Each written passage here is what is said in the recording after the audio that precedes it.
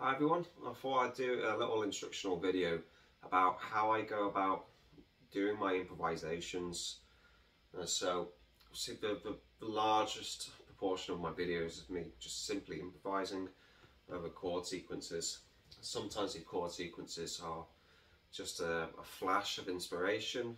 It could be from just a random song I've heard, or it could be a chord progression that I've heard maybe off Instagram. Or if anything, I follow a lot of pianists, guys that play a lot of neo soul, mainly because I really like those big complex chords that they like to use. I've got a lot of colour in it, so it makes improvisations more interesting. So the normal way I go about things is trying to make the solo more of like an accompaniment to the actual chord progression that's going on. I personally think a solo is only as good as the backing, so I've never been one where you could just have, I don't know, like a riff or something where it's something really simple, like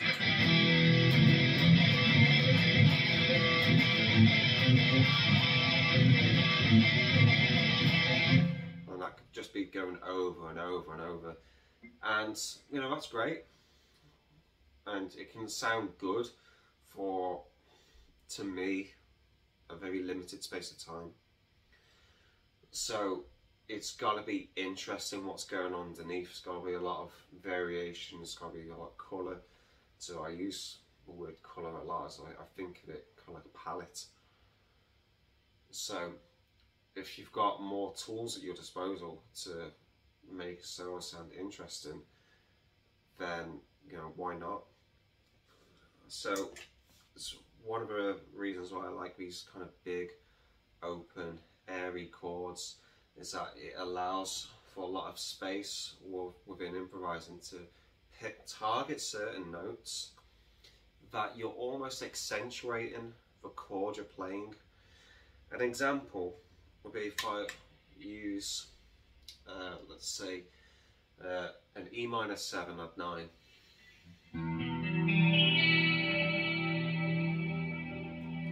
So if we think of the notes within that chord, we've got obviously got the E, we've got the B, we've got the F sharp, we've got the G, and then we've got the D, and then we've got the E again.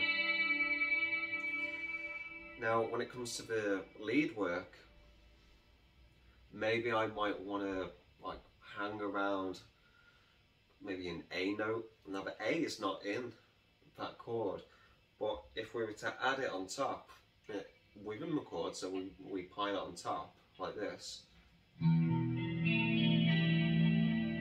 so that the A gives it like a unique sound.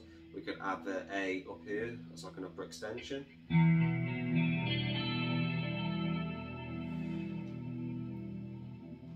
Now, trying to create some tension with your playing as well is interesting as well. So hanging around notes that aren't necessarily in the chord that you're playing, like a suspended fourth, maybe a suspended second as well. These suspended notes very simply give suspense. Like it's making the listener want to know where are you going next. So if I come up with a very simple sequence and then we'll loop it, and then I'll put the lead tone on and we'll try and go through it, and we'll just use something simple. So let's use E minor 7 add 9. We've got this A over F sharp. That sounds really nice. The G major 7.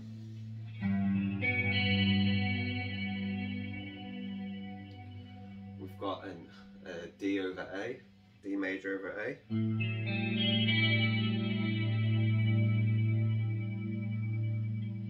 And we'll go to a B minor 7. C major 7,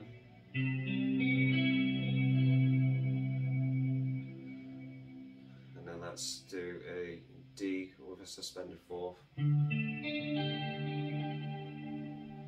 So if we play that in sequence.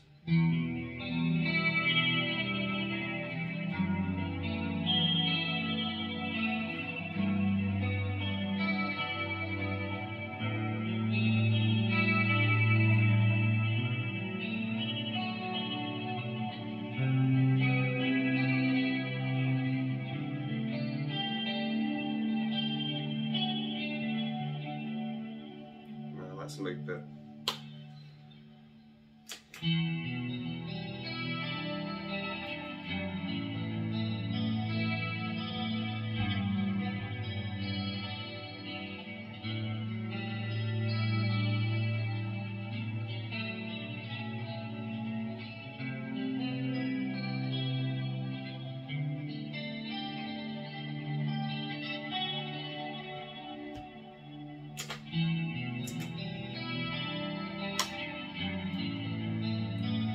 So let's start with some notes that are going to target the suspended notes, so the F sharps, the A's.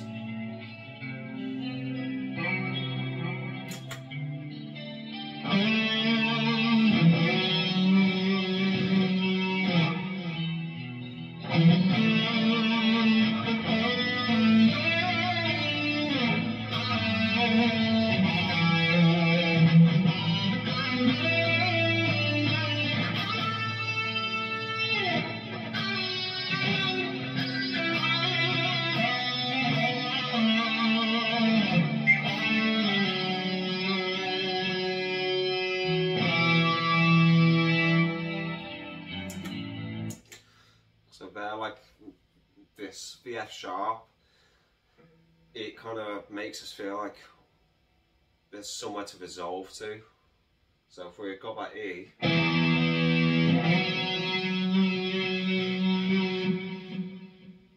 well, it feels like we should either be going up or we should be going down. So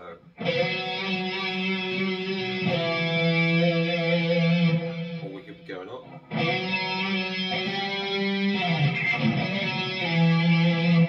Same with the A.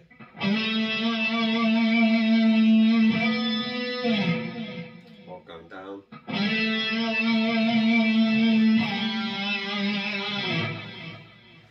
So it's little things like that.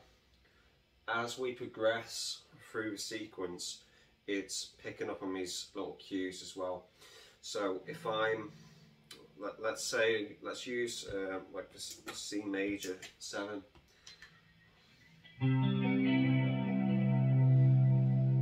Obviously that comes in the sequence.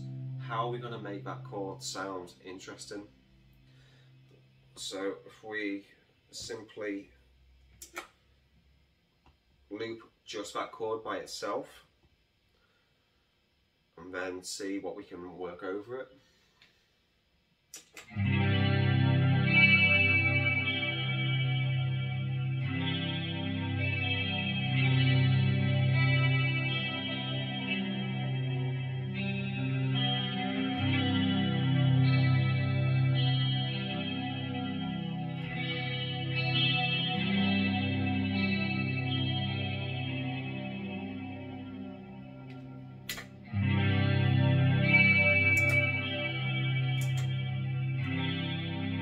Let's try and outline the notes within that chord.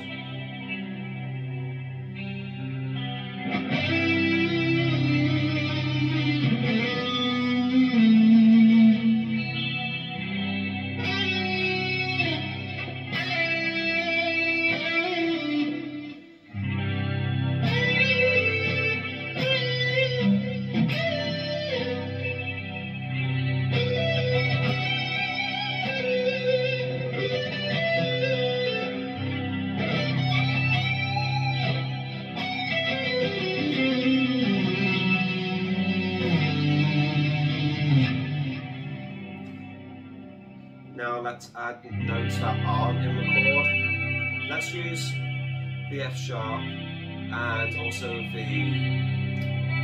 let's use D as well, as in the suspended second on the ninth.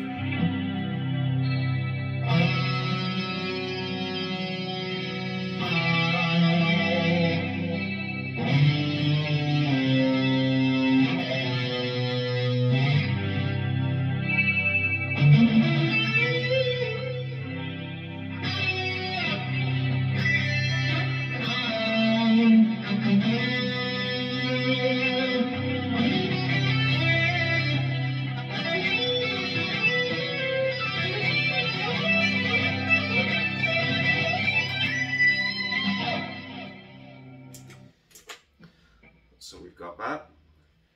Let's use the more ambiguous chord. Let's use the A with the F sharp in the bass, which could really be an F sharp minor 7, but we're just not using the C sharp in it. So